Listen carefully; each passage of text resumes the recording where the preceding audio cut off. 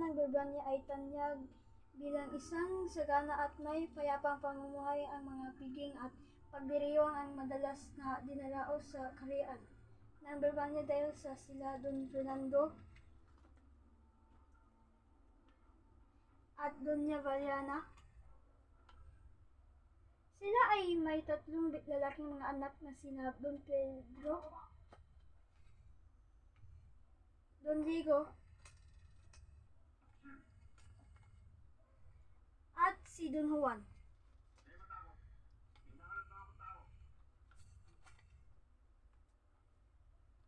Ang tatlong prinsipe na ito ay likas na ay magagaling at matatalino higit kanino pa man sa buong kaharian. Nagsanay ang tatlo sa paghawak ng mga sandata at matalim sa pagkikipaglaban, ngunit lang sa kanila ang maaring mahiyang bilang tagapagmana ng kaharian. Hindi may kaila na favorito ni Don Fernando, ang pagbunsong anak na si Don Juan, kaya namayani ang inggit ng pangalan ni si Don Pedro sa kapatid.